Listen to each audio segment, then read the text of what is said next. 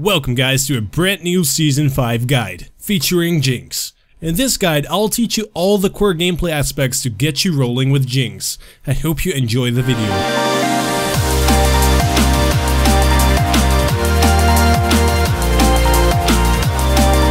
Alright, so first of all, let me list exactly what you can expect in this guide. First off, I will show you all of my champion select settings, like runes, masteries, skill order, and so on. Then, I will show you the item build that I prefer to use on Jinx.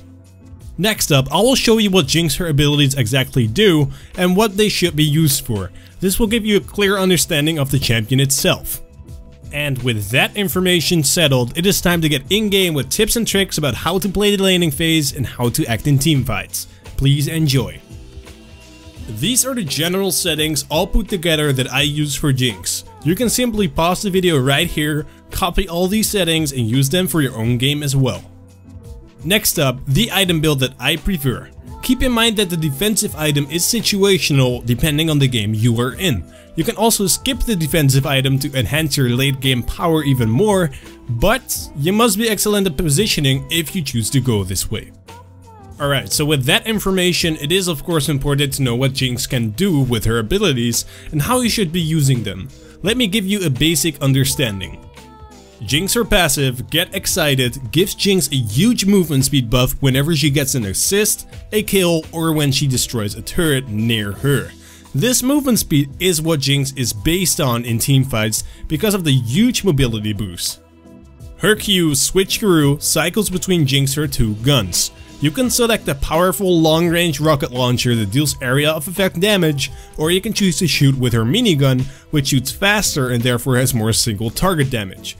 Do mind, her rockets cost mana on each shot, while her minigun does not. Her W, Zap, shoots a projectile towards a direction with reasonably large range. On hit, it deals single target damage and slows the opponent for 2 seconds. Additionally, you gain vision over your hit enemy. Her E, Flame Chompers, tosses out 3 mines that can explode on contact after 0.7 seconds. They do not explode immediately.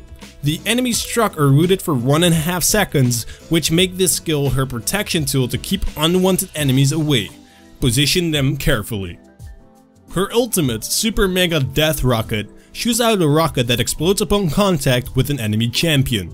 This rocket can be sent around the entire map, and the more distance it travels, the more damage it will deal. The maximum damage is dealt at 1500 units away, which is 200% of the actual damage.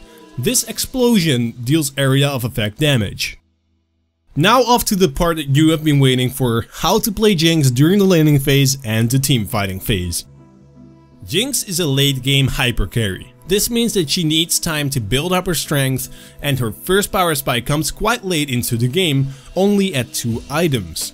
Before this point, Jinx is quite weak and should not get into too many straight up fights, unless you can catch somebody out of position.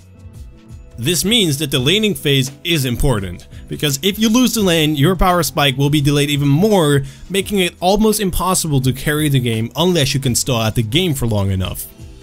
Alright, so this is what you should be doing on lane. You have to farm as much as you can. Do not try to get into straight up fights with the enemy champions, because Jinx is not an early game champion. As Jinx, your focus is on farming and building up that 2 item power spike. As you are farming, it is important to keep pressure on lane. This is commonly done by pushing the minion wave in right from the start. If you have more minions, you can have more pressure because the enemy cannot win fights in a huge minion wave. Focus on pushing the wave in and cashing all that gold from the minions. At the same time, Jinx is excellent at punishing your enemies when they are farming. Use your rockets to have additional range and attack the enemy champions when they try to go for a last hit.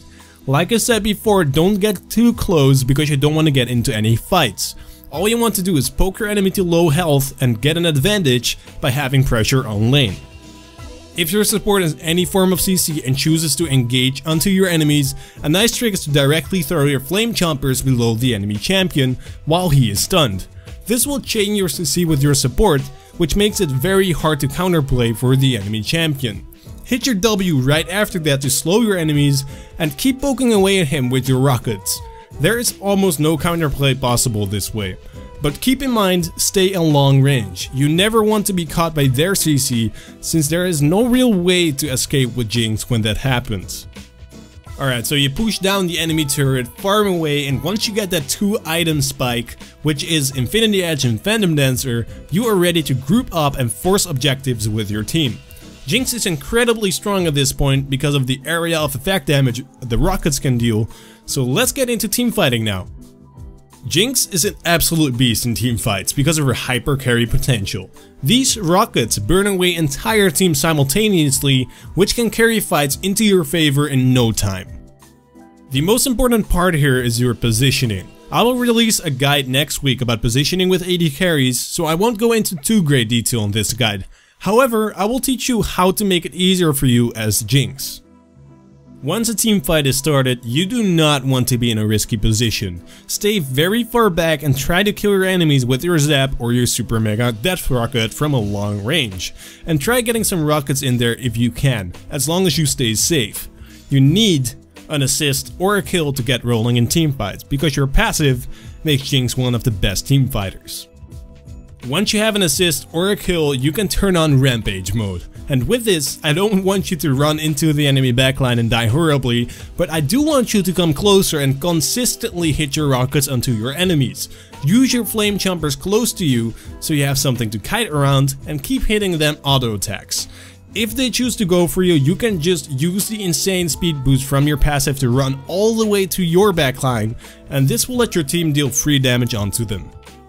Keep using your rockets in teamfights. The minigun can be used if a single tank is chasing you and you want him dead, but ideally you want to stay out of danger with the range of your rockets while dealing damage to multiple enemies. If you haven't used your ultimate yet, it is also great to chain your ultimate with any sort of engage your team has. For instance, an Orianna ultimate or a Malphite ultimate can knock up multiple people at the same time, which give you a free shot to hit multiple enemies with your ultimate. Don't only use your ultimate to secure kills, it is also great to use it as an opener for fights as well, if you can hit multiple targets at once. Alright, so let me sum it up for you to make it all clear again. On lane, play an aggressive poke style where you push the wave constantly, apply pressure at poking, and try to outpoke your enemy. At all costs, try to stay out of fights. After Infinity Edge Phantom Dance power spike, get into teamfights. Stay on long range and use your abilities to try and get the first kill / assist that will trigger your passive. And then, try to do as much damage as you can with that insane movement speed buff. Stay on range, but keep auto attacking. Use rockets only in teamfights unless you need to focus a tank who is alone with you. You can also use your ultimate together with an engage of your team.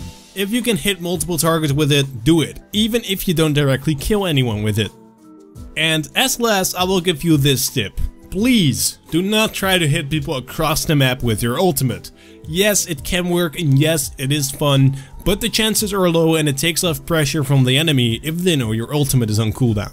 Keep it up for the important fights. Now it is time for you to practice your Jinx skills. Use these tips and I know it will be much easier to learn her, and stay tuned for my guide on AD carry positioning coming out next week. That guide will be important if you are planning to play more AD carry. Alright guys, good luck in your games, and if you have any questions, ask me in the comment section below. Oh, and yeah, don't forget to like and subscribe for more Season 5 guides. See you guys soon.